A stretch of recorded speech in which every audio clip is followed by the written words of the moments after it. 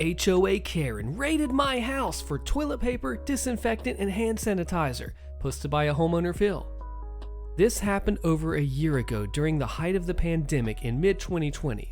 I'm a 29-year-old male and a homeowner. I bought a house in 2019 for my uncle because he was well set and wanted to retire to his second home by a lake. Before buying the house, my uncle warned me that the neighborhood has an HOA, but it only affects those who joined it, and my uncle did not. But the price my uncle was offering was half the home's value. I couldn't pass up the offer, so I bought a house in an HOA neighborhood that wasn't part of the HOA. Right after I moved in, I got a knock at the door, and when I opened it, I was greeted by an older woman with short graying blonde hair and a face covered in thick makeup, and was holding a welcome to the neighborhood gift basket. She introduced herself as the president of the HOA, then asked to come in so she could help me fill out some forms. I knew what she was trying to do because my uncle warned me she did this to every new homeowner in the area who wasn't a part of the HOA. So I quickly and bluntly stated that I was not going to join her HOA. Her smile quickly disappeared as she started saying that I did not have a choice as all new homeowners are mandated to join. I told her I knew in advance that was a total lie and that I will not be paying any dues or fines and will be ready to call a lawyer if I have to. She called me a thorn to the neighborhood and said she'd be back, though we did not speak to each other for some time. I expected her to start sending me fines in the mail, but the most I usually got were letters stating that my grass was getting too tall or my driveway needed sweeping. Those never bothered me because they're normal home chores and need to be done regularly anyway. But several neighbors that were on the HOA's side made it clear they didn't like me because I didn't join, just like my uncle. I said that was fine. We're neighbors, but we don't have to be friends. They said that was fine too, because I'm an outsider and they'll never accept me until I join the HOA. Later in early 2020, I got word from a friend that people were starting to buy a lot of disinfectant, toilet paper, and hand sanitizer en masse. I decided the best option was to order these things online. I got 8 big 12 packs of toilet paper, a case of 20 bottles of hand sanitizer, 3 boxes of disposable latex gloves, a couple of boxes of disposable face masks, and a case of 20 large cans of brand name disinfectant spray. I set for the delivery to be signed for only as I did not trust anyone not to steal my packages if they were just left on my porch. When the packages were delivered, several neighbors saw me getting lots of toilet paper and some other packages that contained the other stuff. And just because I'm a paranoid guy, I still bought more of the same stuff when I saw it in stores, like those small cheap 4-packs of toilet paper or off-brand disinfectant sprays. I bought them because I had a feeling some friends or family might need some soon. And I was right. As expected, toilet paper, disinfectant, and sanitizer pretty much disappeared from store shelves for miles around, and people were fighting over it and hoarding it. Meanwhile, I've got a very generous supply that I still haven't come close to using up. The word of my supply got around fast when people started needing some. A friend of mine ran out of toilet paper and had no hand sanitizer, so I gave him a couple of the generic 4-packs of TP and a bottle of sanitizer at my door. A few family members ran out too, and I shared with them as well. They were all extremely grateful. But I ended up with several neighbors knocking on my door and asking to buy my supply or wanting handouts. But I refused and said I only gave some of what I had away to friends and family. And they made it pretty clear to me before that we'd never be friends since I refused to join their HOA. So, if I were to give some to one neighbor, they'd all want my supplies, and then I'd run out, really fast. They didn't like this and harassed me several times from the sidewalk, but I just ignored them. Later, the HOA Karen showed up at my door and told me several neighbors had run out of all the items that this post is about. Then said she wasn't asking, but demanding that I share my stock with my neighbors to set a good example. I told her to buzz off because that had nothing to do with me. I may be a jerk, but I'm a well-prepared jerk, and I've read her HOA bylaws online. So even if I was a member of her HOA, which I was not, I wouldn't have to give up my stock either way. She left while yelling at me that one day I'd regret not being a good neighbor or being a part of her HOA. The next time I went to work, I was notified around noon by the cameras I had at my house that there was a thief breaking into my home. I could see video of them on my smartphone, and it looked like a woman in a spandex suit with her face covered by a hockey mask. I called the police immediately and was allowed to clock out at work so I could rush home. Right around the time I got there, the cops were walking HOA Karen out in handcuffs to a police cruiser. She'd broken into my home by using a crowbar to force open the back door and was tossing all of my toilet paper and any other supplies she could grab out into my backyard, where her kids were picking it up and bagging it. I pressed charges, and HOA Karen got 6 months in jail and probation. HOA Karen's husband called me to apologize for his wife and told me that he had been planning a divorce for a while because this isn't the first time she'd been in trouble with the law. And CPS got involved too because she was using her kids to help steal from me. So he was going to file for full custody in the divorce. HOA Karen didn't return, and someone new was elected HOA president in her place. Her husband didn't move, and I see him from time to time. And there's no hard feelings between us. And yes, he did get full custody of his kids because his wife had a longer history with the law than I thought. We're sort of friends now too, as we've occasionally had a beer together and he helped me replace my back door that his ex broke. I'm making this post more than a year later because I just saw HOA Karen again. I was visiting some friends in another city and saw her working at the local supermarket there bagging groceries. As soon as we saw each other, she obviously recognized me because she scowled and refused to look at me again the entire time I was there.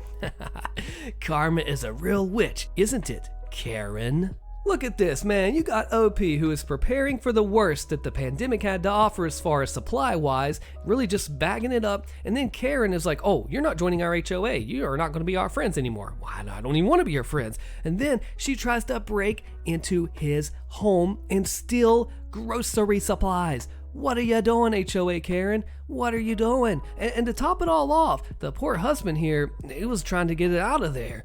She's crazy. She had her kids. Her kids were being thieves too. What kind of example as a mother is that? What kind of example of a parent of an HOA leader? You're supposed to be not stealing from the people that, I don't even care if they join or not. Karen, what are you doing? You definitely deserve the loss here. OP took the win. Way to go, OP. Forced me to get rid of my pet bunny. Enjoy the bunnyocalypse, posted by NorCal HOA Alliance. This was actually my neighbor's revenge. When I was 9, a new neighbor moved in across the street. They had a 9-year-old girl who had 2 pet bunnies. I became fast friends with the new neighbor, and several of the neighborhood kids would regularly come by her house to play with the bunnies. For 2 years, everything was fine. No one had any issues, and we all lived happily in our white picket fence neighborhood. Enter HOA hole, referred to as Karen from here on out. Now, Karen lived on the other side of the new neighbors. Our HOA was fairly reasonable. Don't paint your house neon pink, cut your grass, otherwise you're safe. But Karen was high-ranking on the board and had a tendency to nitpick about stupid things. After 2 years, Karen had gotten bored and decided it was a problem that new neighbors had bunnies. Why? Well, because deep in our HOA bylaws, it states that you cannot have any non-domesticated pets. Bunnies, even though theirs had never been left outside or hurt any of the kids, were considered non-domesticated. Karen made a stink to the board and insisted that something be done immediately. HOA sends a letter that the bunnies get gone ASAP or fines would start accumulating. New neighbor tried to go talk to Karen and explained that they're his daughter's pets, they're harmless and so on, and Karen wanted none of it. She smirked and told his daughter to tell bugs bye-bye. What Karen didn't know is that new neighbors were only a few weeks away from moving back across the country to be closer to family. They'd done a private sale on the house, no signage outside, and most people didn't even know. New neighbor could have just ignored the letter and he would have been gone before the fees could hit. But no, that would be too easy. What did he do instead? He drove to a friend's property in a rural area of town, captured 4 wild bunnies, and set them loose in the neighborhood the day before he moved. And boy, did those bunnies do what bunnies do. And where did they do it? Where he and his wife had spent years creating a bushy, flowery oasis. Within a month or two, the bunny population doubled, a few more, and it tripled. Within a few months, our neighborhood was overrun. For the most part, they were harmless, stayed out of the way, and added a homey feel to our yards. For Karen, it was havoc on his beautiful yard, and he spent months petitioning that the HOA eradicate them, to no avail.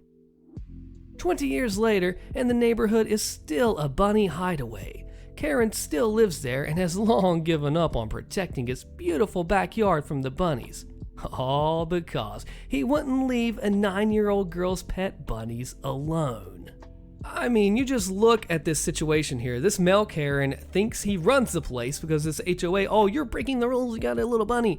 Let it go, man, let it go, they're not harming anything. And just because that one rule, that butterfly effect or whatever, bunny effect in this case, comes out, the whole neighborhood becomes a bunny haven. 2 decades later, he's still there in his older age now, looking back at the decision he made some years ago, not understanding how all these bunnies magically got here. But lo and behold, OP's friend had this malicious compliance, pro-natural, crazy revenge, and just completely left him a mark that he will never forget of what happened with the bunnyocalypse. Way to go, OP and neighbor, way to go. HOA board demanded my supplies and entry to my home during the 2021 winter power outage. Attempted break-in when I refused. Posted by I'm Just a Neighbor. I live in a neighborhood that an HOA was formed in over a decade ago. I was essentially raised by my grandparents because my own parents really didn't want me and just wanted my little sister, whom they repeatedly said was the one they did not regret. I was born from an accidental teen pregnancy, and my parents showed very little love for me. So from age of 10, my grandparents raised me, and they left me their house when they passed away. I never married, just wasn't interested, but I am a bit of a paranoid man with keeping supplies stocked. When COVID hit, I already had a generous supply of soap, sanitizer, toilet paper, paper towels, disinfectant, bottled water, canned food, medical supplies, and even whiskey. And I still keep all of that well stocked. But it was from years of buying that stuff little by little. I also have a generator and a generous supply of filled propane tanks for heat and some insulated sleeping bags. I wish I had a wood stove too, but the house wasn't built with one. The HOA and I also did not get along. My grandparents turned down their invitation to join, and so did I when I inherited the house. Most of the time, the HOA left me alone. However, back then, the president would come to our door to say something whenever he had a bone to pick with us. It never got him far, and I did kind of find it amusing to see how my grandpa would send him packing. When the pandemic hit, word spread about my stash of supplies. I willingly shared it with some of my neighbors and friends, but certainly not with anyone on the HOA board, as they've been a thorn in my family's side for years. When the HOA was formed, they demanded for months that my grandparents join, and they had the balls to try numerous underhanded tactics, all of which I documented in various ways. They thought they could pick on an elderly couple and say they were members whether they liked it or not. They stated rules that they completely made up and repeatedly threatened us, even saying they would come into the house to take away our guns because the HOA didn't approve of any firearms. We checked their bylaws, and there was nothing about guns on it. In fact, they were trying to force the same thing on some of the other residents, all of whom fought back. And that fake bylaw was soon dropped when there were talks of rebellion. But the HOA still didn't leave us alone. I convinced my grandparents to let me install CCTV so I could catch every further interaction of the HOA board showing up, demanding my grandparents join and threatening them. This turned out to be a very good idea, as the HOA attempted to have all 3 vehicles towed from my grandparents' driveway. We confronted the tow truck driver that was attempting to take my grandpa's old wagon, and he said to take it up with the HOA, as they were authorized to tow from them. When we told them that our house was not a part of the HOA, the driver didn't care and took the car anyway.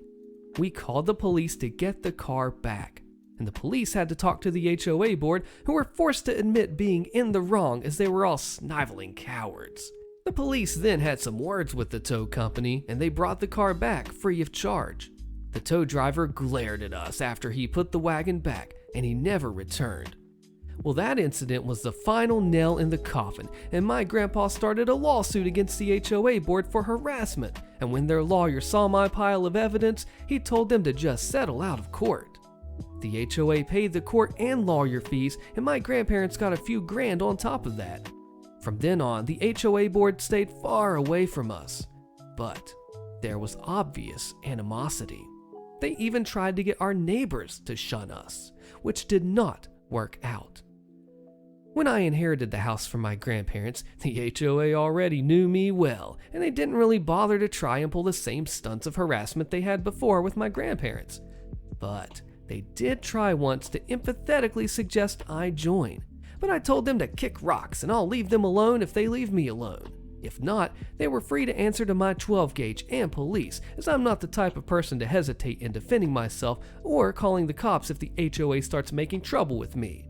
I would also have no problem suing for harassment like my grandparents did.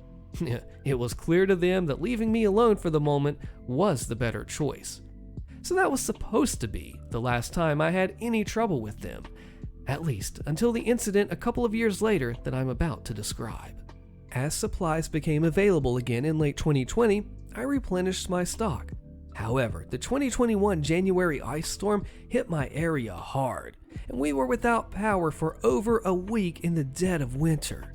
And I was the only person in the neighborhood properly prepared for it. I had some neighbors with generators, but many of them ran out of gas to generate power within a few days.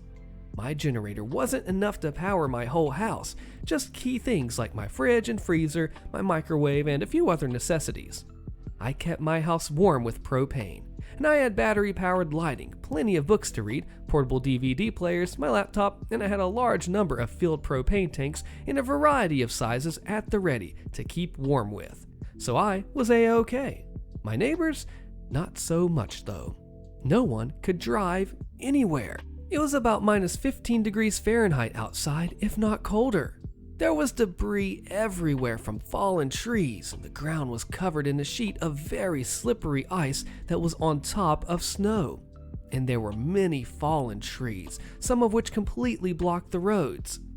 My next door neighbors, who were friends of mine, were having a very hard time keeping warm. At the time, they had a baby who was only a few months old, and they were not prepared for the outage at all. And there was one more family across the street whose house had a tree fall on it. So I invited both families into my home. I also took in a retired elderly couple from a few houses down that were freezing because they had no form of heat. All of those people stayed with me for the duration of the outage. I invited the first family over right after the power went out because I knew they were not prepared. And the family whose house was damaged by a tree, I brought over while the storm was still going on in the middle of the night. When the tree landed on their house, it took out an entire section of it and exposed the inside of the house to the elements. The father of the family came to me in a panic, and I tied a rope to my porch and we made our way to his damaged house to get his family back to mine. We used the rope to pull ourselves back to my house because of all the ice, darkness, and storming frozen winds. I managed to get the whole family over, and after the storm was over, they also brought what supplies they had, including more propane, another generator, and more gasoline they'd been storing. That all went pretty far for heating and powering my house. I had more than enough supplies for all of us, and collectively, we had a myriad of electronic devices to use, many of which were rechargeable, but I had a lot of batteries for those that weren't. and those were great at keeping kids entertained. They also had handheld gaming devices of their own, and we were able to keep charged thanks to the generators. I wasn't used to living with other people since my grandparents died, but it felt good to help them out. Then, there was an elderly couple down the street, all referred to as George and Gracie, that came to stay with me too. They were good friends of my grandparents, so I checked in on them and found out that they had no heat without electricity and were sitting in a running car just to use the heater in that. George had just barely managed to chip off enough ice to get the car door open so they could sit in it. I brought them in, and they sort of became like the temporary grandparents of the house and helped look after the kids. The HOA board, though, was somewhat aware of my supplies, and they could easily see my house was thriving during the outage. So they came over in a group to talk to me on the second day of the outage. They had some idea of having everyone in the HOA board go stay in one building, and they wanted that building to be my house because I already had supplies and heat. I told them that I wasn't hosting their group in my home. I was already taking care of 2 families and an elderly couple not related to me, and that was enough.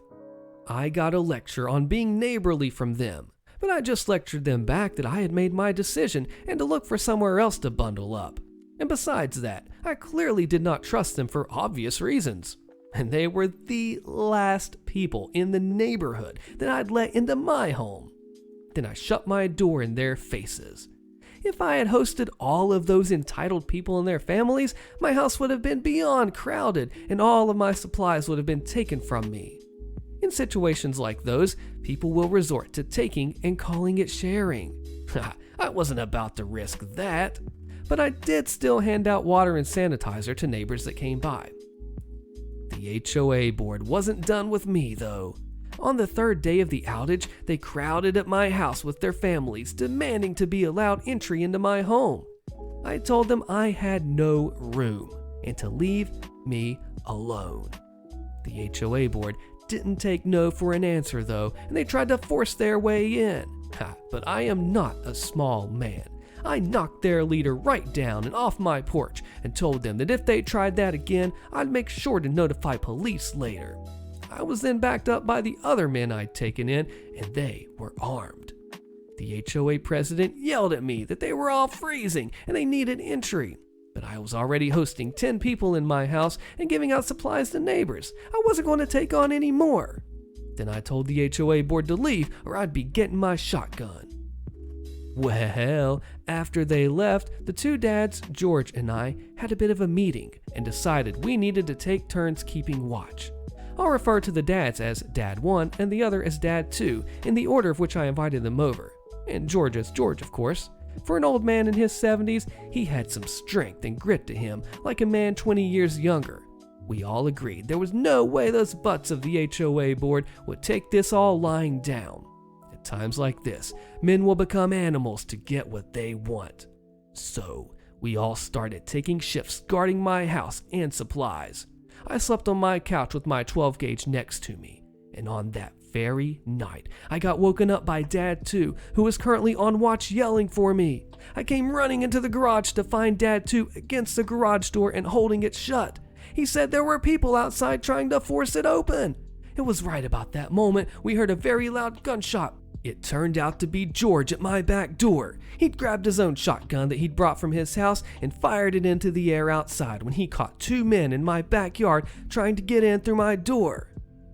Dad 1 woke up and came running out to help, and we all ran into the backyard. We found my side gate had been forced open. The old latch had been broken. We made our way out front from there and saw roughly 10 people trying to run across the road with weapons in hand, like bats and claw hammers and crowbars, and they were repeatedly slipping and falling on the ice that covered the road. All of them were the HOA board members and people related to them, like their teenage sons or brothers.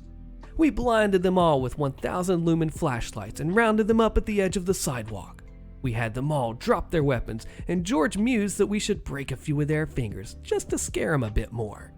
They all begged us not to report them to police, and I said to never come back or the next time somebody might get shot. They skittered off like frightened children trying to run across an ice rink. We did a makeshift repair on my gate to keep it closed, and the rest of the week, all 4 of us spent nights on guard. We played lots of cards and board games, drank whiskey, and did regular patrols around the house. No one from the HOA board came back to bother us. There was an occasional knock for help from someone needing something though, and the neighbors were really needing water, and I was running out of it. So I'd taken to melting ice in pots and boiling it with an electric hot plate, then filling jugs. That gave several of my neighbors clean drinking water. The rest of the outage was otherwise uneventful until the thaw kicked in and more stuff started falling as the ice broke apart.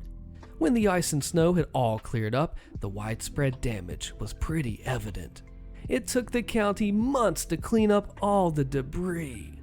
We found out later that the other neighbors had followed our example and basically banded together, 3 or so families per home, to try and stay warm and share supplies. Pretty much, the whole of the HOA board wasn't welcome to join in since they were hated by pretty much everyone by that point.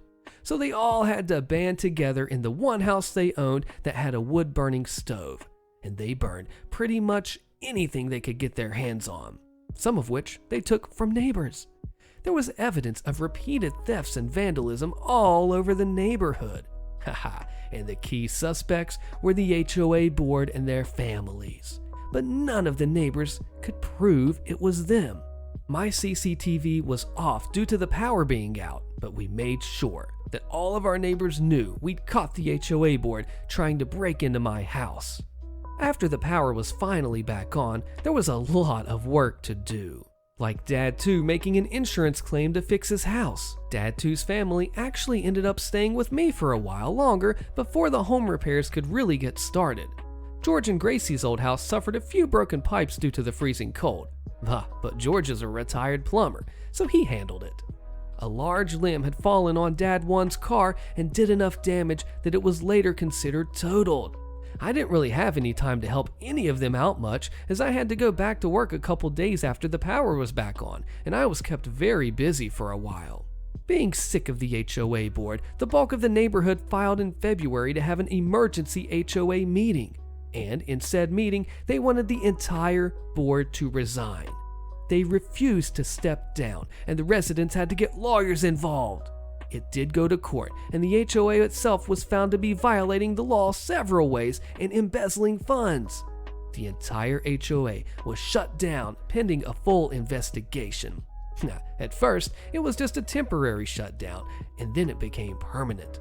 All of the former board members have left the neighborhood, and I ended up making some great friends with Dad 1 and Dad 2, and we're regular backyard drinking buddies.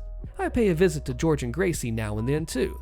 They've all taken to keeping supplies like I have as well, just in case this sort of thing ever happens again. This went from JustNoHOA to pro-nuclear insanity because the HOA is supposed to have the homeowners help them, which does not happen obviously, and in this case, they wanted the supplies. OP said, hey, I'm stretched thin already. We're already helping people out. You guys don't like me. You don't even like my family anyway. We have years, decades of history. That's the important part there. And then they come in, take their whole crew, and break into this house like a gang war of HOA versus not. It's literally insane. The Dad 1, Dad 2, George, OP, all banding together, everybody just going, getting all the kids, teenagers. This is literally an insane, outsiders type of battle here. But you know what, OP, you stood your ground, you knew the history with the grandparents and how the HOA screwed them over too, or at least tried to. Even leading up to the storm, they tried to mess you over as well, but you held strong, you held true, and you nailed it. Way to go, OP. Vindictive ex-wife illegally signed application to the local HOA in my name. Posted by Spurred one last time. I'll start this off by saying my ex is vindictive as heck. We've been fully divorced since about right before the pandemic started. We sold the house we shared, and I didn't have to pay her alimony because she cheated and we're in an at-fault state. It was as messy since D-Day. All of the stereotypes. First, the sobbing, and then the trickle truth saying, I love you. It was just one time. Okay, it was 2 years. And then the gaslighting followed by, I'm gonna take you for everything, before packing her crap and walking out. I feel like I never really knew the woman my ex was in all the time we were together. We were married 5 years and together for 7. And in 2 of those 5 married years, she had affairs with 3 other men. The final one being a foreign businessman out of some sort from what I could figure out. Yes, I got tested for STDs and was thankfully negative. Yes, she got pregnant by the final affair partner, and no, I didn't sign the birth certificate because I found out about all the affairs before the baby was born, thanks to a call from the first affair partner. My ex tried to go full scorched earth on me. But since we live in and were married in an at-fault state, she lost. We didn't pay equally into our house, and the equity was divided 70-30. So I got a pretty good cash payout when I sold our marital home to put as a down payment on a different house closer to my job. It's a bit of a downgrade, but suits a single guy in his 30s like me just fine. My ex did show up to my house once, but I refused to let her in. She barked and complained at me that I'd financially ruined her in the divorce. I said that if she was fully willing to do that to me first, and the witch had the audacity to say it should have been my life screwed over and not hers. I laughed so hard and said it was karma. She yelled that she'd sue me for what was rightfully hers. I said if she was going to sue me, then to go ahead and sue me. It'd end up the same way in court because she had nothing but a false sob story. She was the cheater, not me. I'm no angel, but I didn't do anything to her. And then she was the one who ruined our marriage. She then said that she'd tell everyone she could that I abused her, and I said that I'd sue her for defamation if she did. And I was recording our interaction and had those words saved to my phone. She went wide-eyed and her jaw dropped. The look people are calling the surprised Pikachu face was this. Then I asked why she was there, if not to just try and make trouble, because she had a new man in her life that knocked her up. She just huffed at me and said he isn't around much, and she's stuck in a tiny apartment living off his child support till he comes back. It was immature of me, I know, but I did the bit of playing the world's smallest violin. She yelled at me to go screw myself, and then I yelled back that I'd sooner do that than her anytime. She raged at me and then got in her car to leave. I haven't seen her since. There's an HOA in my neighborhood, but I was not legally obligated to join it because the last owner of my house was not a member. I made sure of that through a real estate lawyer as well. The HOA had no grounds to force me to join, and they were not happy about it. The HOA president would show up with forms every week for the first month demanding that I sign them. Then she threatened to take me to court, to which I had to get a cease and desist sent to her from my lawyer to make her stop that. So she started harassing me by looking for any infractions that she possibly could to report me to the city. An inspector came out several times and found nothing wrong. In fact, I offered one of them a burger while grilling, and they graciously accepted. Did I mention the HOA hates barbecues and parties that aren't approved in advance? Well, they do. And I like to grill when the weather's good. And my neighbors actually love me for it because I invite them over. I had the police called on me several times for noise complaints because I was playing music on a Saturday afternoon while having my friends over. The HOA president I caught trespassing once when she was trying to peer into my windows. I called the police, but she denied ever doing it. So I got cameras. She hasn't trespassed since, but I still got repeated passive-aggressive letters saying that my cameras were not an approved addition to my house. Some months ago, I started getting letters for fines in the mail, and when I contacted the HOA, their representative claimed that they had it on record that I joined and needed to pay all the fees effective immediately. I told them that that was not possible. And then they emailed a scanned copy of the forms and they had a signature on them. But it was not mine. It was very similar in some ways, and I recognized right away as being my ex's handwriting. She knew what my signature looked like, but it was a loose imitation at best. I got in touch with a lawyer right away over the forged signature. but the HOA still demanded to go to court, and it took 7 months before that happened. Meanwhile, they were stacking unpaid fines against me weekly, and they were threatening to put a lien on my house. We went to court, and the HOA president looked very smug, but my lawyer pointed out how the signature wasn't the same as mine and was very inconsistent in the various forms. I'd never allowed the HOA president in my house, and I'd never requested the forms. The idiot HOA president actually slammed her palm on the table and said it was still binding. But when pressed where the fraudulent signature came from, she admitted my ex-wife called the HOA and they sent her the forms, then got them back in the mail signed. But then she actually claimed she thought that I'd signed them. The judge looked at her and asked if she was serious, and she confirmed she was. The judge then asked how a woman I was no longer married to, that had never even lived with me in my current residence, was supposed to have any bearing on whether or not I joined her HOA. She went quiet, and I could see the "oh crap" look on her face as the hamster wheels were turning and she seemed to finally mentally put the pieces together. My lawyer then counterclaimed that what the HOA did was blatant fraud and legal actions must be taken. And they were. I countersued the HOA for the emotional distress of the harassment I've gotten since moving in, which I had lots of proof of. That won me about 10 grand after lawyer fees that I decided to put toward my mortgage. The HOA president was removed from her throne. I like to think she was kicking and screaming. She was also slapped with a hefty fine. I've seen her outside a few times, and she always looks at me like I'm the devil. The HOA itself had to pay all of my legal fees too. I wanted to go after my ex for forging my signature, but I can't because not long after she forged my signature on those forms, she apparently left the country to be with her third affair partner. She's somewhere in Europe from what I can see of the final post on her Facebook before she disappeared. So I can't do anything against her unless she ever returns to the US. So that was a wash. I'm not getting letters from the HOA anymore though, and the new president has promised to keep things completely cordial from now on. I still don't feel like I got much of a win in this though. Other than the $10,000 payout, it all felt like a huge waste of time.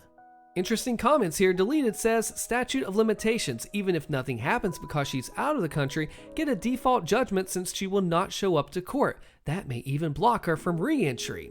And Crazy Supervisor says, it won't block her from re-entry, but she will be detained in customs. It will likely force her return as well because she won't be able to renew any visas, because countries tend to not want each other's criminals and problems. Knowing this information, OP, if you are able to act upon this, you could still come out with an upper hand even though you originally thought you couldn't, and then get that final pro-level revenge on the ex, or nuclear level if you wanted it to be.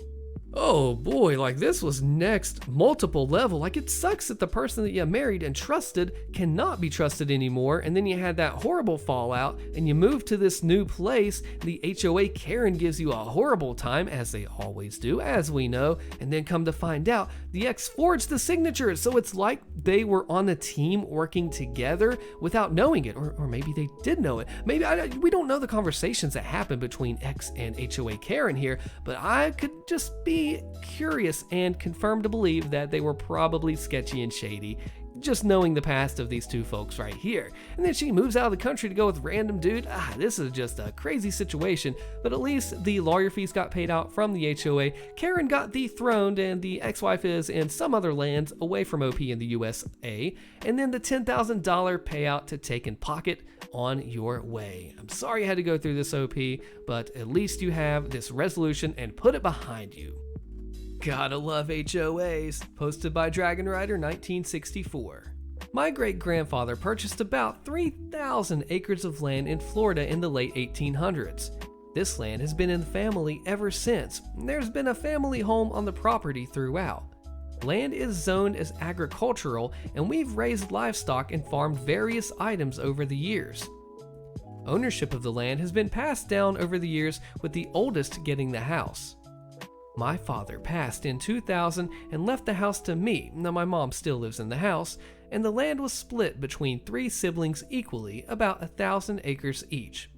My brother, who lives in California, and sister, living in Texas, quickly sold their lots to a property development company, about the same that I had purchased a neighboring lot, 850 acres, as my own.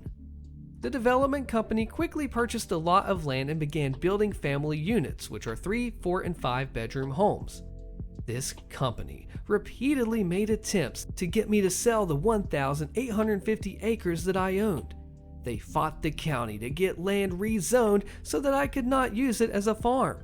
That failed since I was actively using it, and land became zoned as agricultural/residential.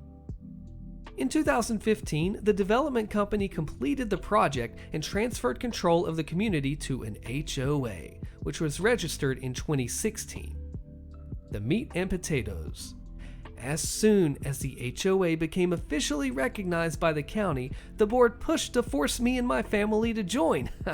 Nope, that is not happening. We have received visits from HOA board members explaining how we are in violation of the rules and how we must pay fines they have imposed. Fines have included livestock and farm animals not allowed, farm equipment left visible, unauthorized structures on site, and we have 2 barns, 3 storage sheds, a detached 3-car garage, and 4 covered feed stations for animals. They also said cars and vehicles not parked in a garage was a fine. The driveway was not properly maintained, unapproved fencing, the house painted the wrong color. They went to house trim color not approved, front door style and color not approved, trees unapproved, lawn unsightly. They kept going and going with mailbox not correct style, mailbox not within community height standards. Fines started at $50 up to $1,500 and incurred massive late fees. And the biggest was failure to sign the HOA membership form. Now, I am an attorney, however, I'm not versed in property law, so I hired someone who is. And she has been having fun. Cease and desist orders at least once a year, several trespass orders against board members and the HOA itself, at least 3 court cases to get fines and property liens removed. As you can imagine, this has been trying. In January 2019, I filed plans and was approved to build a 6-foot concrete and stucco wall running the length of my property. This wall will be 5 feet onto my side of the property line and will be maintained by me. The plans were on file and the HOA had time to contest them. In October 2019, work began. The side of the wall was leveled, and this brought about the HOA to file numerous complaints for noise and unapproved improvements. Several times, the HOA made attempts to have equipment towed or removed even though it was parked on my property. In February 2020, the wall was completed, which included lighting and security cameras and a large decorative iron gate at my main driveway. I also had a new driveway installed. Figured that a nice, clean, well-maintained wall would make the HOA happy. Nope. I did not mow the 5 feet of grass along the gate as well as the HOA would like. I also did not bag the grass clippings. The wall was the wrong color, and my wife chose sand as it was a neutral color, and the wall was too high. HOA laws are 4 feet max. Since the issue with the virus, this HOA has had way too much time. They started by repainting my wall and sending me the bill. They started removing and disabling my lights and security cameras and sending me the bill. And they have a company that dug up and resodded the 5-foot strip of grass to the HOA requirements and sent me the bill, which includes a year of maintenance. My attorney nearly laughed herself into a coma. The outcome. It did not take long. The HOA, its board of directors, and the companies they hired were all ordered to appear in court. After hearing all sides and seeing all documentation, the judge ruled. The company that painted the wall has 30 days to repaint it the color that it was. The company that disabled and removed the lights and security cameras have 30 days to return them to working order, and the grass is allowed to remain. The HOA was ordered to absorb all costs. This includes the work they ordered and all the work needed to return my property to the way I had it. Further, the judge ordered that the HOA, from now until eternity, is to have no contact with me or my family. Now, I am going to request a permit to build a rifle range on my property. Oh crap, OP, this is a shining star example of someone who goes on, knows their stuff about their land, about their house, its history, what you can and cannot do, and then the HOA comes in, tries to bully you and take advantage. See, notice that theme right there, right? They came to OP and they just shoved him like, you're going to listen to us. Most people would say, okay, fine, I'll sign it, I'll do whatever you want me to do, just leave me alone. Or, okay, you're scaring me, I'll do what you say, don't mess me up, don't hurt me.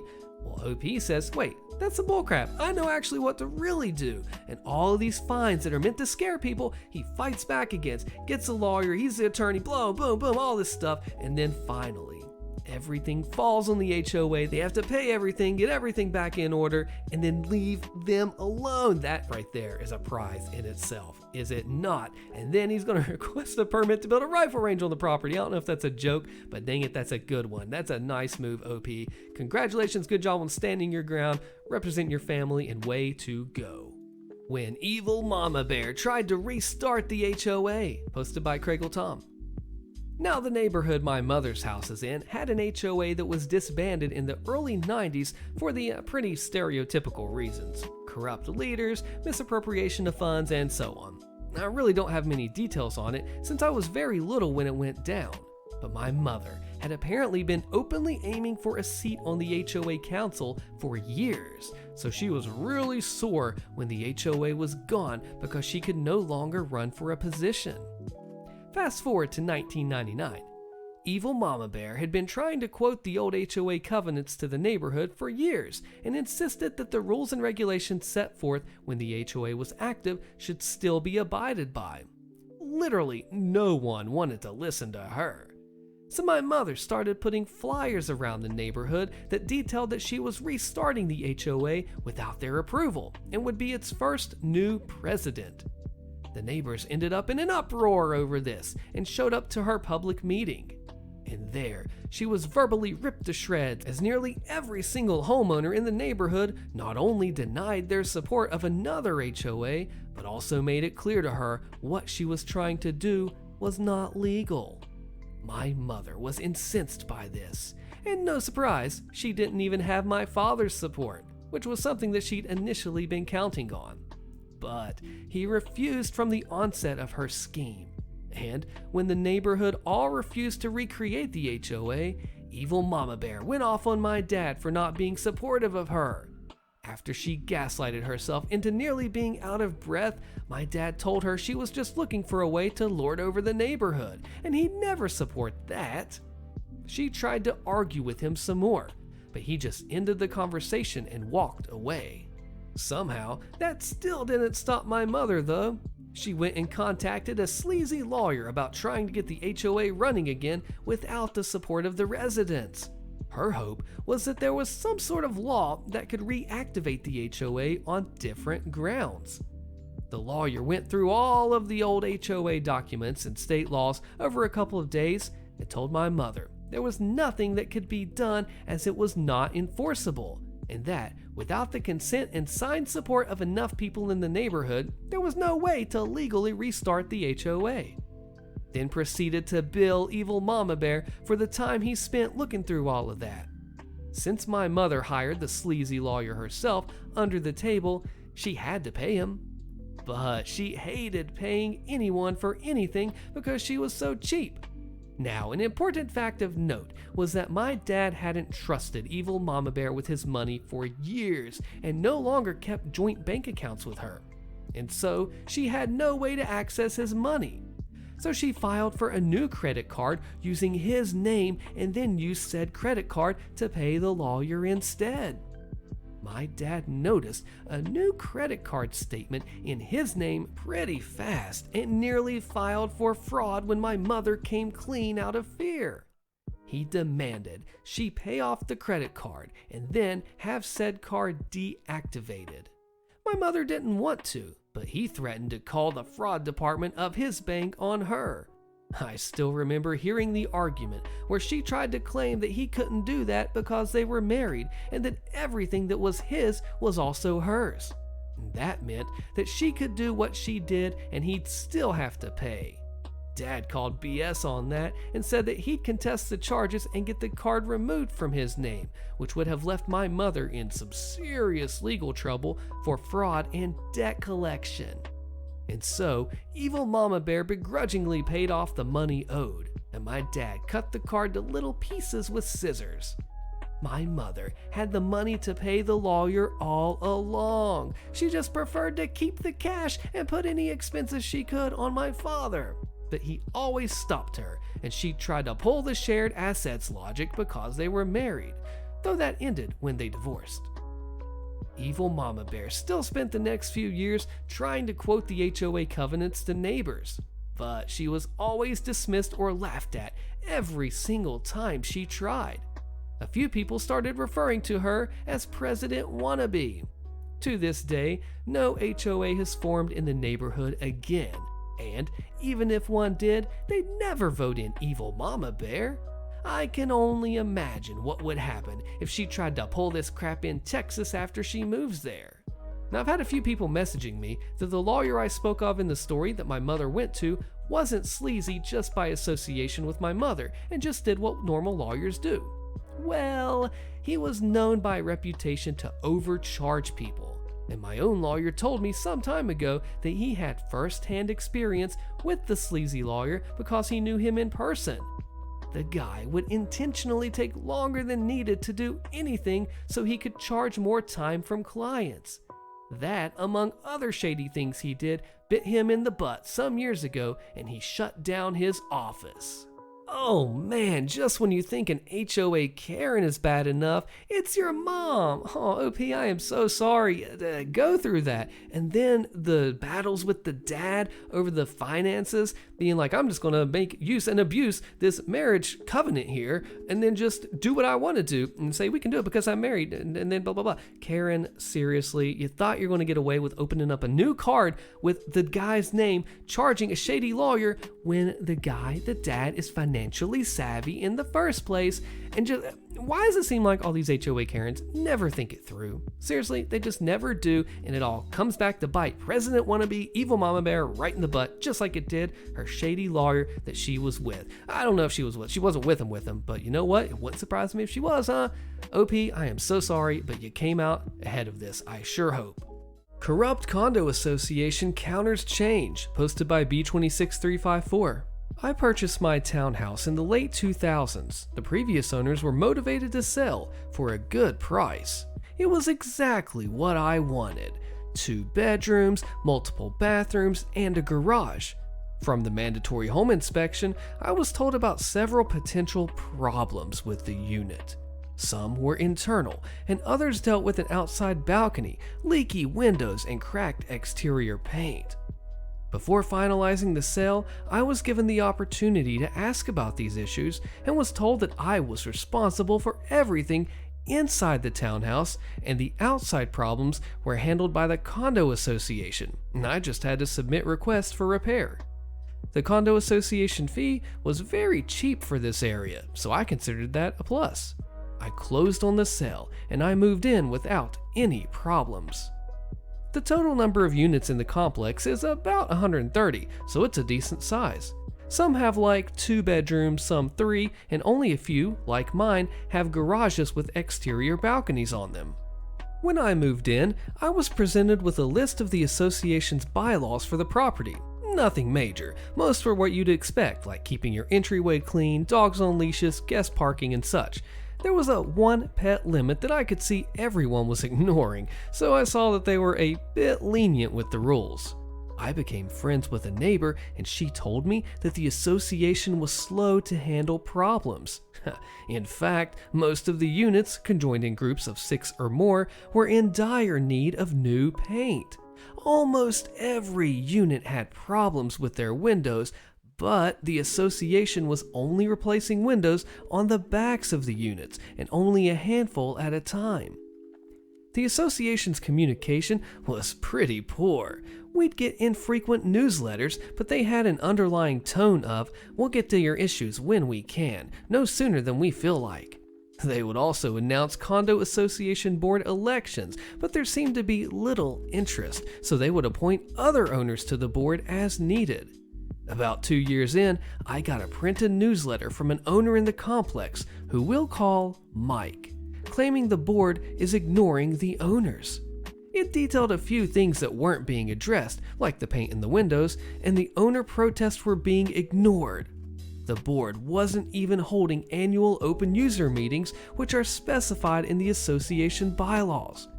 Those meetings were also for holding elections of new board members.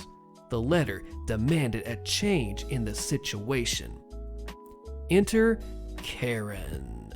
Not her actual name, but it rhymes with Karen. She was the association's treasurer on the board. She was controlling the board, and her word was apparently, quote, law, unquote. That newsletter specifically called for her to step down. Next thing we know, there's an official association newsletter mailed to us that calls the owner's newsletter a complete fabrication and claimed Mike had ulterior motives. There was nothing to address the problems that Mike mentioned. It was just a generalized attack on him. Mike was initially asking for access to the association's books, and the association refused to show them to him. This is guaranteed in the association's bylaws. We received another newsletter detailing this and how he was going to take them to court if he was continually blocked. Another response from the association was mailed, but it was just attacking Mike and questioning his motives. I was visited by another neighbor who was circulating a petition demanding change, and I gladly signed it. Nothing was being done, aside from standard groundskeeping and the occasional emergency repair.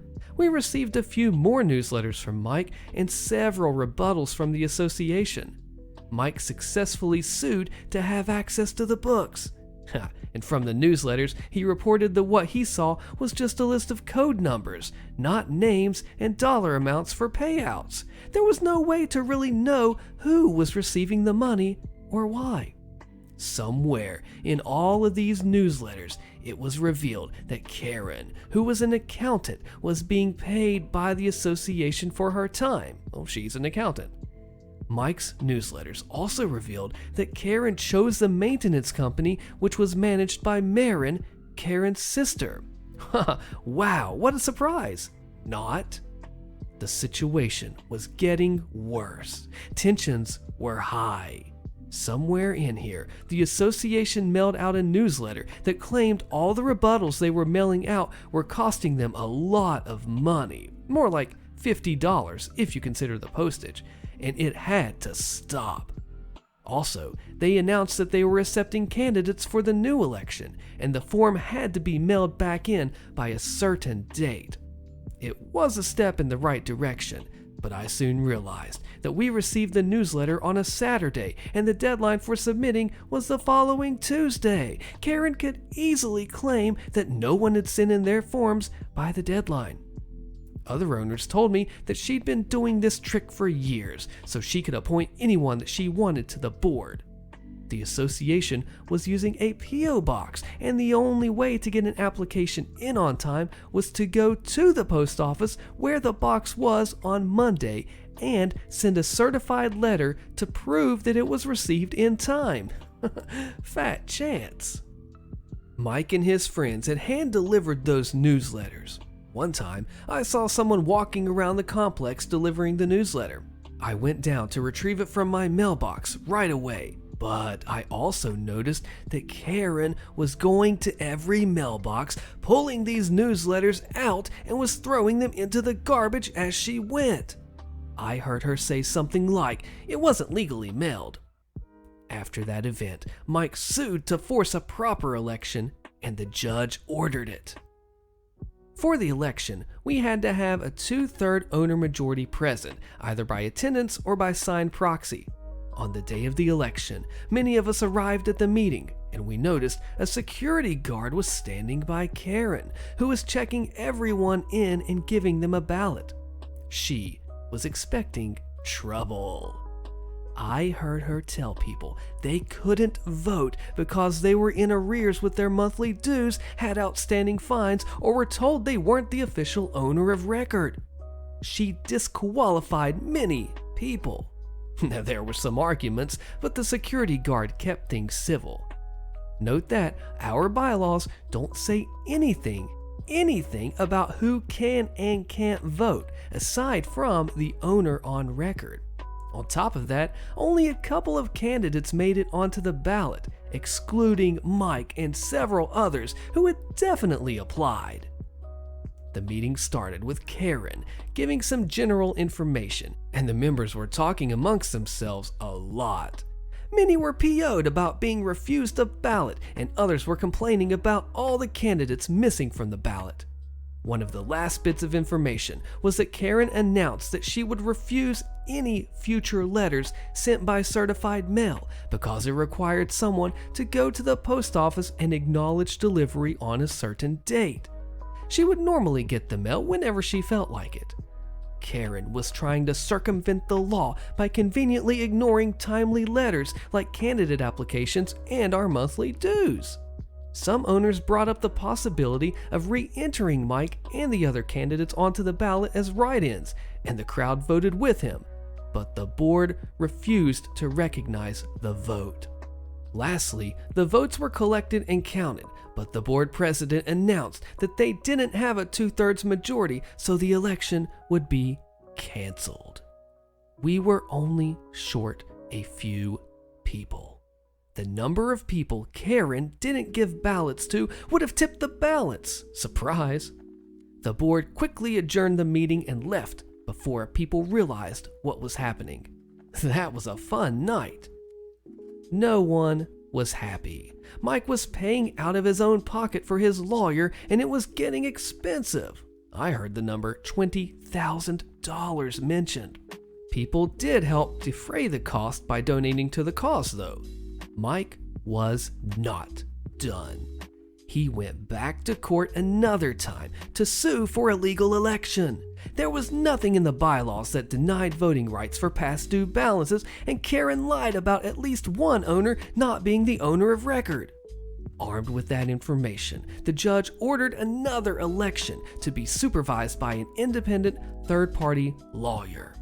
As I recall, the association's lawyer quit because they kept going against his advice. They replaced him with a yes man. The third-party lawyer was in complete charge of the election, including collecting candidate applications. A reasonable deadline for applications was set, 2 weeks, and proxy ballots were sent out as well. Karen's position was up for election, as were 2 other positions. We found out that the board president was appointed by Karen, but he was not an owner and had to step down. Only owners can serve on the board. Finally, the election came, and pretty much everyone showed up or had provided proxy votes. There was definitely a 2/3 majority present, not including proxy votes. The lawyer called for 3 volunteers from the owners to count the ballots. The results were that 4 new people joined the board that night. They had gotten around 80 to 90 votes each. Another active board member got 17 votes, and Karen got 15 or something like that. We presume her votes were all proxy votes. I was wondering if they were going to go after Karen for getting paid and cooking the books, but the new treasurer received everything with proper records, names this time and not numbers. The maintenance company was tossed out almost immediately. Karen sold her unit and moved to Florida, but not before arranging for some exterior beautification around her unit, complete with plant boxes, flowers, and shrubs. We think she saw the writing on the wall and moved out before any backlash could occur. The association's lawyer was also replaced. Then came the bad news. The association had to pay out almost $50,000 in legal fees to fight against Mike and his lawsuits. Since the association was paying for the lawyer, we couldn't put the bill on Karen. What a pity. We later discovered that the long-term project fund used for major upkeep of the complex was pretty badly depleted and needed to be refilled. Our lawyer advised us that for the size of the complex, it needed to be over $2 million, but there was less than $1 million in the fund. Fortunately, they didn't demand assessments, but instead raised the monthly dues to start making up the difference. In the 15 years I've been here, the dues went from $150 to $375 and go up annually now. Karen had ignored many of the longer-term projects, and in the next 2 to 3 years, the buildings were repainted, the roofs were reshingled, bad windows were replaced, and all the balconies were completely rebuilt. In more recent years, our insurance company demanded we repave the roadway because it was falling apart in places. They wouldn't insure it unless that was done immediately. These days, we have a better and more responsive maintenance company and a Facebook page for general announcements and chit-chat. There are no real winners in this case, but after all of the required improvements were done, most of us feel better living here than during the dark time of Karen's reign.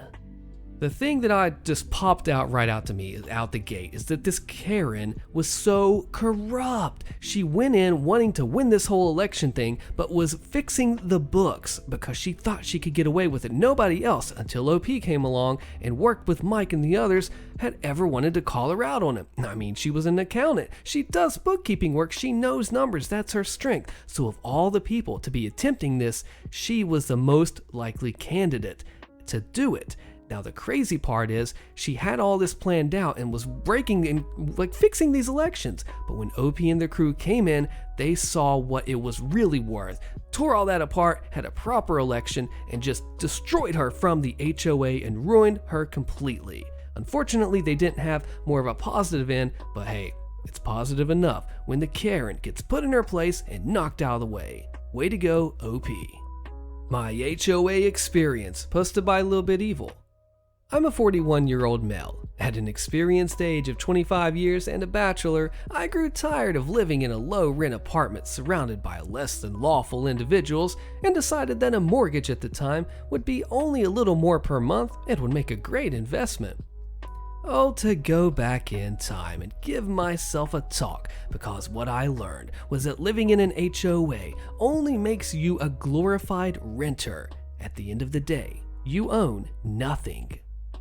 The condo I purchased was very nice. 1,300 square foot, 3-bedroom, 2-bath, vaulted ceilings, thick walls. I was pretty impressed with myself. Unfortunately, the HOA was not well managed.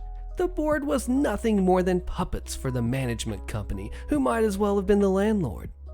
It was a large HOA, 26 buildings with 12 units each. I learned in comparison to friends that this was a good thing, as it meant assessment fees were more spread out. When I moved in, I didn't know about assessment fees and I was barely educated on the HOA fee. One of the selling points was the low HOA fee, only $80 a month.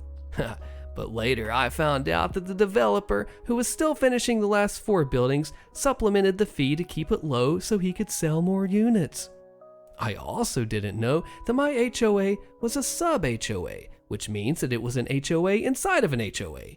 So I had to pay the master HOA another $25 a month to do nothing at all, literally nothing but the privilege of living in an HOA that was part of a collection of other HOAs. The sub-HOAs did all the internal maintenance, and the city itself took care of the HOA communal areas like the public roads. Meanwhile, my sub-HOA board was full of out-of-state South Californians in a snow-heavy state. My first year there, they budgeted $2,000 for snow removal and $45,000 for beautification, which was like new wood chips and remodeling the clubhouse. Meanwhile, the snow removal fee came to $35,000.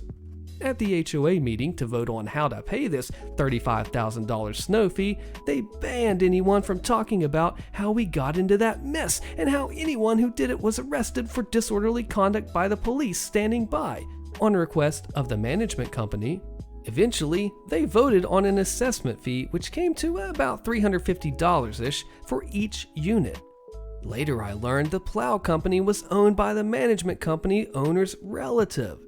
That plow guy came out if there was barely a visible frost on the ground and charged us $100 per push every time he backed up and drove forward. Eventually, the HOA board was replaced and they replaced the management company with a new company. The new company liked to play with the pool keys and charge you to turn them back on. They always tried to claim your card was read at the pool during an unauthorized time, or that card that you were using was a fake that they didn't issue. The 2008 recession hit without selling the last of the units. The developer backed out of supplementing the fees, and the fee jumped $65 and then $10 the next year. Probably even higher later, but I moved out. The developer screwed up and didn't have room to give the last building or so their 2 parking spots, which one was covered. So now the HOA wanted to revoke everyone's second spot. Problem, the second spot was on my mortgage and bylaws provided for a second spot. The HOA dropped the revoked spot idea, but I do not know how they eventually solved it. Last, I overpaid my HOA every month for dues, placing me several hundred over as insurance against the next assessment fee. So I paid a little amount for the HOA to install a screen on my dryer vent to keep the birds out against my credit. I also paid for several upgrades inside to sell the place.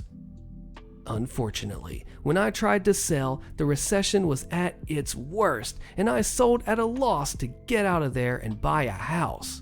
The last insult of this HOA was to claim that I never paid for the screen on my dryer vent and that I owed a few hundred in back HOA fees. If I didn't pay, they would place a lien on me, which would mess with the condo I sold and the house I was buying. So I paid the ransom and I walked away from that dumpster fire. The good news is the house I bought was no HOA and has tripled in value. I do know the master HOA was eventually sued by all the sub-HOAs and dissolved because they did nothing but rent an office down the street. I've also ran into people who still own in my old sub-HOA, and yes, the fee is now much higher. See, here's the thing. People say HOA stands for Homeowners Association, but it's really like Horror Association, right? Because you hear all of these stories of how they're just grubbing out for money, and then all of the users just pay their dues and keep going, just oblivious to everything going on around them. But then you have OP stepping in and they know, hey, this isn't right. This shouldn't be this way. Oh, they're coming in saying, oh, it's going to be only this little bit for snow plowing fees and it's $35,000. And then they charge more for pushing it up and back again. That's just crazy that they actually do that, right? So then OP just knows what's going on, is more wiser to it, knows to get out of there, make an escape exit plan and just move somewhere else. Unfortunately, moving there, not knowing what he was getting into, but going older and wiser and getting out of there before it got too crazy even more. Because it's still much higher. The fee is still much higher, he said. Way to go, OP, on getting out of there. Lesson learned. I led a revolution against our petty HOA board, posted by Deleted. My wife and I moved into a 64 townhome community that was 10 years old at the time. The HOA board was comprised of 5 members that were original homeowners when the community started and had been the sole board members since the community started. Their sense of entitlement was bat crazy. They thrived on their quarterly walkthrough of the neighborhood as they would write up every single home for some kind of violation, regardless of how minor the offenses were. Everyone gets a violation letter. Our first letter, the first month living there, was that our garage door paint was starting to peel. It was a 2-centimeter scrape where the panels met. It needed to be repainted. The siding needed to be power washed. There was a patch of green moss behind a bush, and the sliding door on the deck was dirty. There was dirt on the bottom of the door from recent rain. And it needed to be washed. We had 30 days to fix the issues or begin accruing a fee of $25 a day until they are resolved. I asked around, and everyone gets these ridiculously petty letters every quarter. No matter what you did to maintain your townhome, you were going to get a letter about something. As this was going on, none of the major items the neighborhood needed fixed were addressed. After a decade since the construction, the ground had settled unevenly and many homes had standing water issues where it wouldn't drain after a storm. The rainwater would sit for 5 to 7 days in people's lawns. And more importantly, there had been a legal fight with the town since the community was started about our road being dedicated, meaning the town was responsible for snow removal. Our HOA dues included paying for our own snow removal, which we shouldn't have to, and we were paying an attorney for 10 years to fight this with no resolution in sight. Fast forward 2 years, and a few of us had enough and decided to band together to replace the board at the next annual meeting. The existing board got wind of this and hit us all with pages worth of issues with our properties, since if you have outstanding issues, you are not in good standing with the community, thus cannot run for a board position or even vote for those running. This petty move brought the community even closer, and we all spent the weekend before the meeting helping each other clean out their HOA honey-do list. We took pictures, documented everything. Then we had the US Mail certified delivery of each packet with the completed list and photos to the HOA board who lived 75 feet away. Come board night, oddly enough, the lawyer was there to give an update that no progress has been made with the township on dedicating our road. He stuck around as we moved to the elections for the next board. We brought our signed petitions to add our names to the ballot. The board says we're not eligible as we all have outstanding issues with our property. We call BS with our receipts from the post office that they received our completed list with documentation. They reply that they haven't reviewed them yet. We tell them that's not our problem and we are in good standing. The lawyer overhearing this states that we are eligible to be on the ballot if we can confirm the issues with our homes were resolved prior to the meeting. The HOA president glares at the lawyer, but the lawyer just shrugs, saying, the rules are the rules. With the exception of the 5 existing board members voting for themselves or each other, we are voted in nearly unanimously to replace them. I lead the revolution because I was tired of the petty BS when there were real problems in the neighborhood. Sadly, the rest of the elected board members vote me as president. I have no idea what I'm doing, but we spent the next few sessions removing all the dumb violations from most of the neighbors. We went through the bylaws to really focus on what's important. What happens next? Ends up that the lawyer was a friend of the previous president and was in no hurry to resolve anything as he was enjoying our excessive bill. I notify him if it's not resolved in the next 6 months, we're finding new representation. He was actually good at his job when pressed to do it. He won the case. The town appealed and tried to drag it out. He fast-tracked the appeal as it had been going on for 10 years, and we won the appeal too. The town dedicated our road, and then the lawyer pressed that it should have been done years ago. It wasn't him slowing things down, but the town. He ends up getting us a settlement from the judge for back pay on us paying the snow removal that the town was responsible for. We ended up using that settlement to have French drains installed across much of the community to clear the standing water issues. With the money left over, we fixed a lot of the neighborhood issues that the HOA should have been doing the whole time. Fences and sidewalks in disrepair, replaced dead trees and shrubs, and so on. Yeah, it was great getting all of that done without having to hit our capital reserve fund. I remained president until we moved a few years ago. Our family began to outgrow the townhome, and now we live in a new, larger development with a new HOA. I was asked to run for a position on it, and I replied, not a frickin' chance, but I will lead a coup if I need to. An update on the HOA president. One minor update on what happened to the former HOA president that I replaced. The original HOA president, a 50-year-old male, wasn't actually eligible to be president. He wasn't on the mortgage. The townhome was in his mom's name. No one knew because he held the books. The best was at the next annual meeting. He shows up with his petition to try and get his position back. I tell him in front of the other 60-plus homeowners that he can't even be at the meeting, let alone vote or be on a ballot, as his name isn't on the property.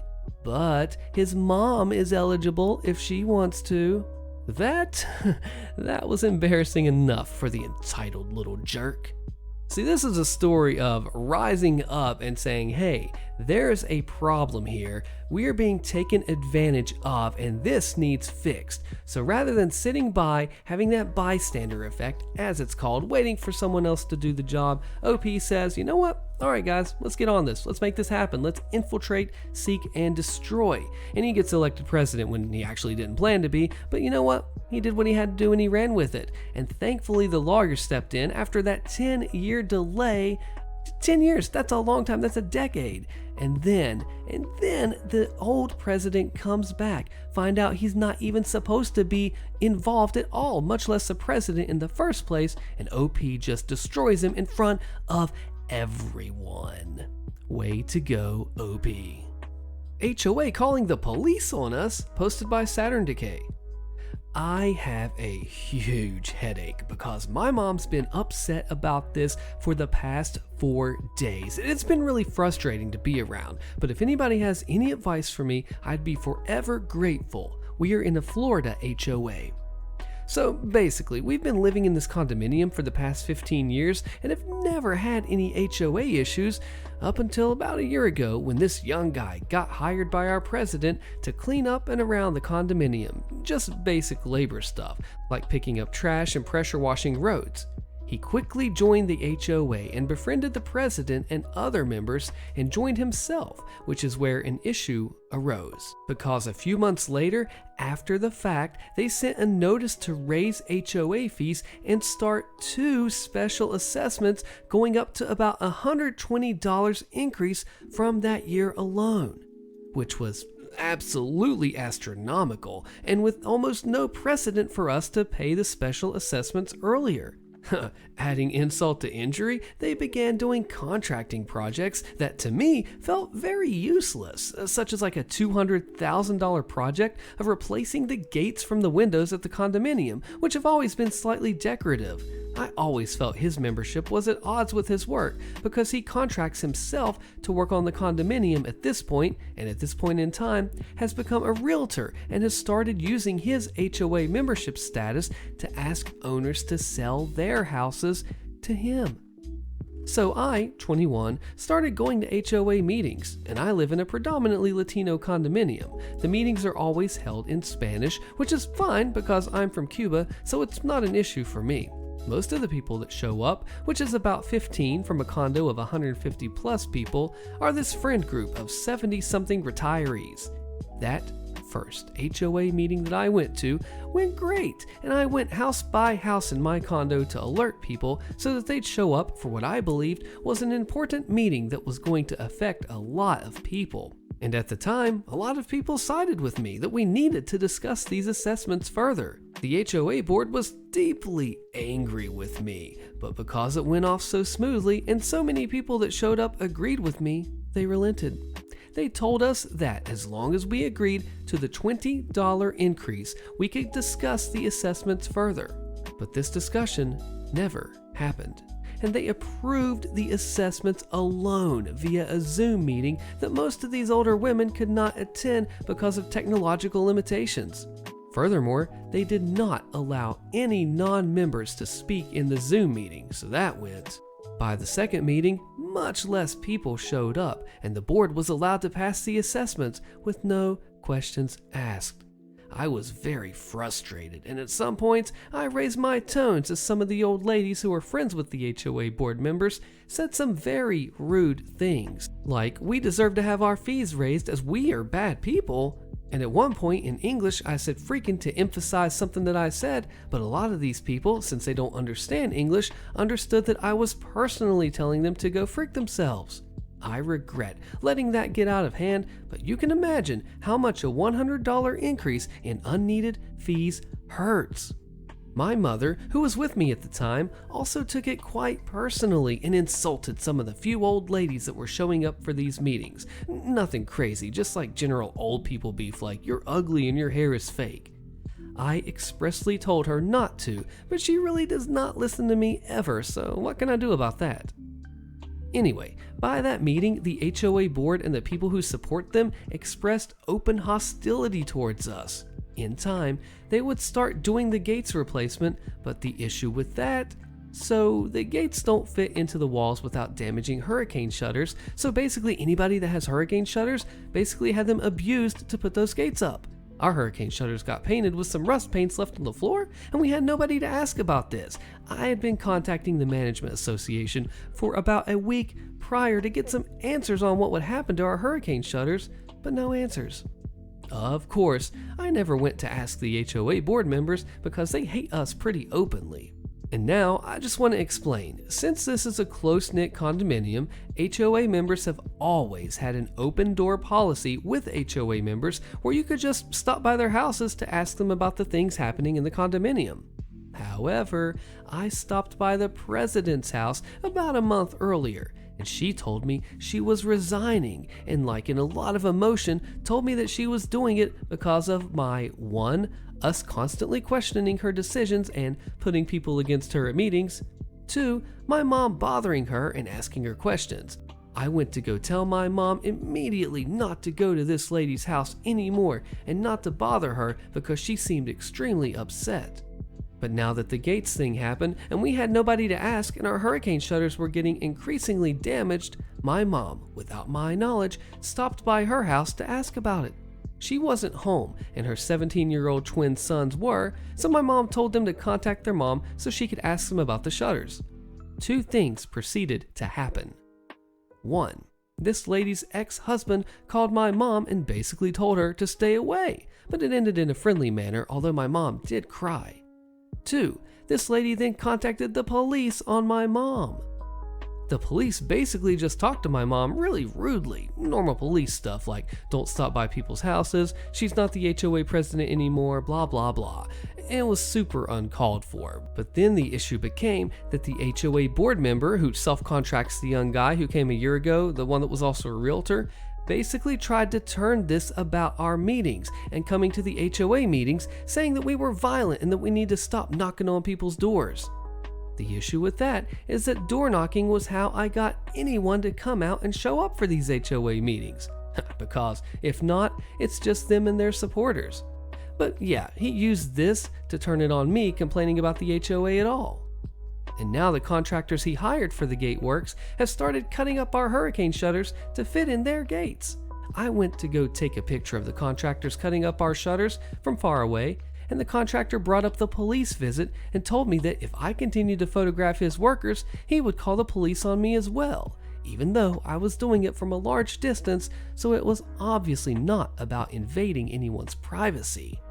My mom is very indignant about all of this. My dad says just to lay low and ignore all this. Is there anything I can do about this? It's been a really rocky week because of it, so any help that I can get on this situation, clarity, or just second opinions would be so extremely helpful.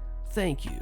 This is a rough one for OP because these people are wanting to get the law involved, and even if there is no precedence or no basis for getting said law involved, just the threat alone and what they could say or what they could twist around or lie about, that is intimidating enough. So OP is coming into this situation with a clear head on, knowing the goals, knowing what's going wrong, knowing what should go right, and wanting to attack that, but also getting hit with the police threats. So this is a rough situation all around, I think, and the police threats should not happen if OP is not doing something that is worthy of that call. I do want to know what you think in the comments as well. Click the compilation on your screen to continue your listening session for Entitled Karens and more. Thanks for watching this one, and see you in the next one.